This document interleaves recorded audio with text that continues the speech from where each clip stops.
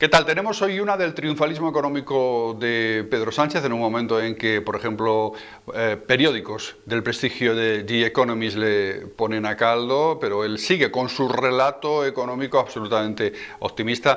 Por otra parte, lo que lleva diciendo durante los últimos años, durante el año 21, 22, 23, 24, triunfalismo total y absoluto, al mismo tiempo que los bolsillos de los españoles se resienten cada vez más y disminuye el poder adquisitivo. Pero él continúa R que R. Escuchen. A todo el tejido y singularmente a las pequeñas y medianas empresas es lo que nos permite ser hoy lo que somos. Y tenemos que decirlo con orgullo en este, insisto, complejo escenario internacional. Y es que España del conjunto de la Unión Europea. Y ahora, por tanto, bueno, pues no se trata solamente de resistir, lo tuvimos claro, sino también de avanzar, de transformar nuestra economía, de ganar competitividad, ¿no? Y por eso creo que es importante el anuncio que vamos a hacer hoy de destinar nada más y nada menos que 4.500 millones de euros en subvenciones y cerca de 50.000 millones de euros en préstamos e instrumentos financieros del plan de recuperación a nuestras pequeñas y medianas empresas. Por tanto, 4.500 millones de euros que se van a destinar a subvenciones y cerca de 50.000 millones de euros que vamos a destinar a través de instrumentos financieros también a esa transformación de las pymes. Bien, Hugo Pereira, relato triunfalista sin complejos, sin complejos. El problema de la economía es que claro, o sea, ante los datos económicos se pueden hacer múltiples visiones y múltiples explicaciones y múltiples justificaciones, pero el día a día de los españoles, de los que están en casa, ¿no?, digamos, y que no encuentran trabajo o que teniendo trabajo pues no pueden llegar a fin de mes, pues eso no se puede cambiar, eso no se puede maquillar, eso no se puede, digamos, hacer relatos ajenos, digamos, a la realidad, ¿no? Pero sin ir más lejos, yendo a los datos, y como le gusta a Pedro Sánchez, es que ni tan siquiera los datos acompañan su discurso. En este pasado mes de septiembre, tal y como ya hemos conocido recientemente, pues han creado 1.413.683 contratos, que viene siendo un 1,5 más que en el mismo mes del año pasado, 2023. Claro, a simple vista puede parecer que esto es la leche y que va como un tiro a España y como un cohete, y las palabras que usa Pedro Sánchez. Ciertamente, cada vez que se genera empleo, pues siempre es algo positivo, pero el problema de los datos es cuando los desgranamos. Fíjense en este dato que, insisto, a simple vista puede parecer triunfalista y que va como un cohete a España y que Sánchez y el gobierno lo usa para digamos, elevarlo, etcétera. Claro, de todos esos contratos que acabo de decir, 619.333 fueron contratos indefinidos, que a simple vista puede parecer genial. Vamos a desgranar esos indefinidos. Bien. De esos indefinidos, acabo de decir, 253.289 fueron contratos a tiempo completo. Perfecto.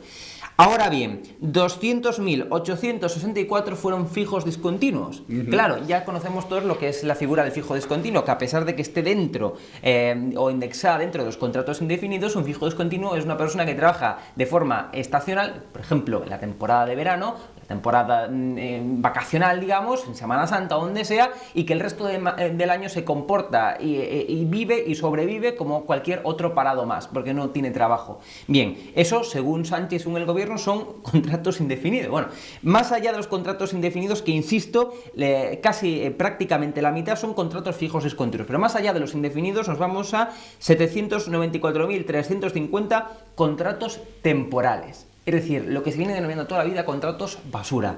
Contratos de que estás trabajando y figuras como trabajador, pero que no te llega para llegar a la redundancia al final de mes. Es decir, que no te llega para vivir. Claro, pues esto es un poco el juego del gobierno. Entonces nos vende 1.413.683 contratos, un 1,5 más que el año pasado. Vamos como un cohete, como un tiro. Pero claro, empezamos a desgranar estos datos, como acabo de decir ahora mismo, y claro, entonces la realidad ya es bien diferente. Bien, son los maquillajes para encubrir esa realidad, pues las estadísticas de empleo que hemos estado hablando últimamente, claro, también de ellos, de cómo están maquillando. Pero esto es un ejemplo, como esto, tantas cosas más, digamos, a nivel económico. Claro, que tú puedes vender al final un 1,5 más, no sé cuántos contratos, que España va como un cohete, pero luego empiezas a ver la realidad y a desgranar tal realidad y te das cuenta que, bueno, que hay muchos peros que poner. Eso yo creo que es el problema. El contrapunto de Pedro Sánchez también en el tema económico es Isabel Díaz Ayuso, el cohete español visto a través de los ojos de Ayuso.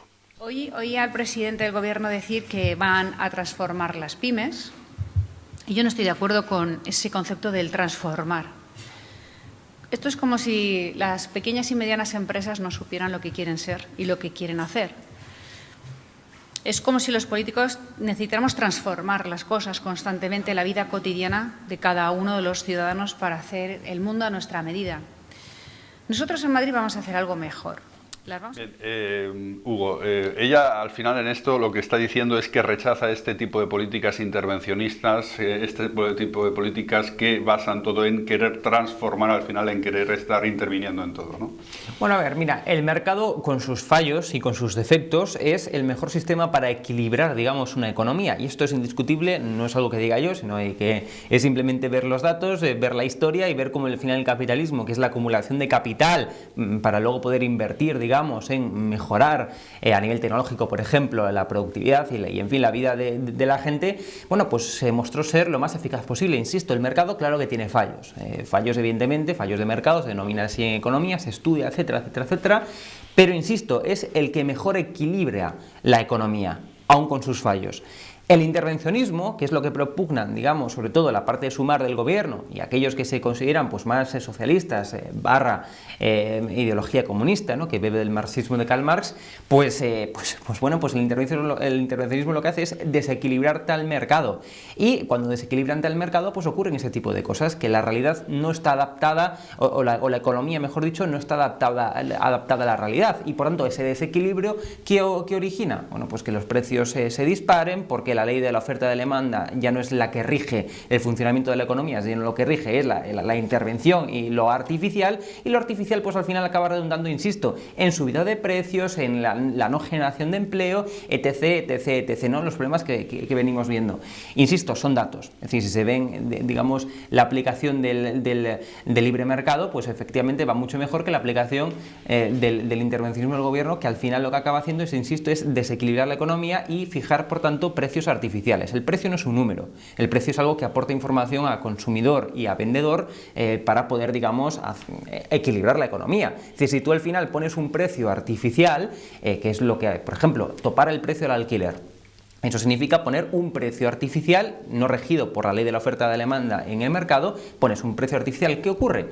Pues efectivamente que la oferta en muchos casos no se incentiva, por tanto se reduce, agravando el problema de base, y que por tanto se desequilibra, como estaba diciendo, pues ese juego, ¿no?, en el mercado. Pues eso es lo que hace el intervencionismo, ¿no?, dicho grosso modo. Luego se puede aplicar a casos concretos, a políticas concretas, pero lo que hace el intervencionismo es dejar que funcione la ley de la oferta de la demanda, que es la que equilibra el mercado. Con lo cual, esto no es una cuestión ideológica. A mí, sinceramente, las ideologías desde hace ya mucho me las refanfinflan absolutamente, pero es una cuestión de datos, una cuestión de ver lo que funciona y lo que no funciona, ¿no?, y ser prácticos.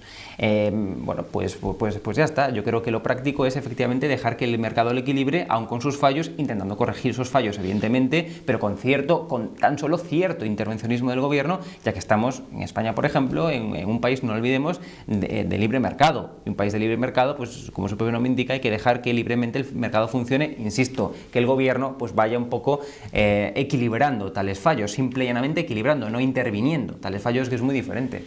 El cohete económico español hoy en Es Diario, a través de los ojos de Sánchez y de Ayuso, dos visiones contrapuestas. Es Diario, es noticia.